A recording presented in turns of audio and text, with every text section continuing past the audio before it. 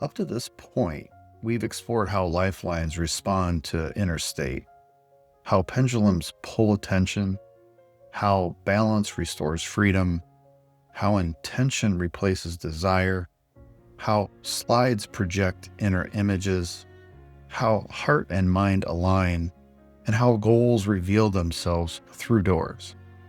Now we arrive at a principle that ties all of this together: the alternatives flow. In Reality Transurfing, the alternatives flow describes how reality organizes events when you stop trying to control them. This is not passivity. It is not giving up. It is cooperation. Most people believe progress happens when they force outcomes. They plan aggressively. They micromanage. They attempt to predict and control every step. Reality Transurfing suggests that this approach often blocks the very flow they're trying to create. The alternatives flow works when you allow reality to rearrange itself, not randomly, but intelligently. In the book, Zealand describes the world as already containing all the possible variations.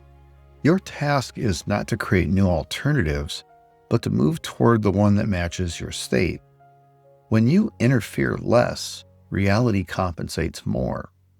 Here's a familiar experience. You push hard to make something happen. The harder you push, the more obstacles appear. Timing fails, people resist, energy drains. Then, when you finally release control, something shifts. A conversation changes direction, a new option appears, an unexpected solution emerges. Most people dismiss this as coincidence. Reality Transurfing explains it as alignment. When you stop insisting, the flow resumes. The mistake many people make is confusing surrender with weakness. The alternatives flow does not reward passivity. It responds to clarity without tension. You still take action, you still move forward, but you stop demanding specific outcomes. This is why excessive planning often backfires. Plans are useful, but attachment to plans creates rigidity. Rigidity blocks flow. The alternatives flow prefers flexibility.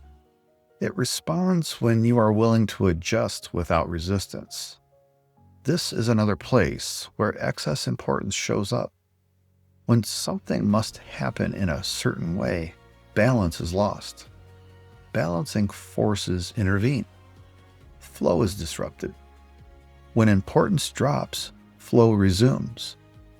In practical terms, this means learning to recognize when to act and when to allow events to unfold. Not as a strategy, but as awareness. You begin to notice when effort feels supported and when it feels forced.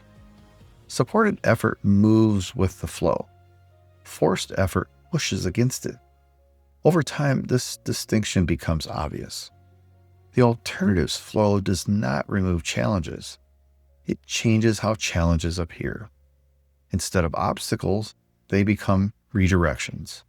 Instead of resistance, they become information. This is why people practicing reality transurfing often experience solutions they could not have planned. They didn't think their way into them, they aligned with them.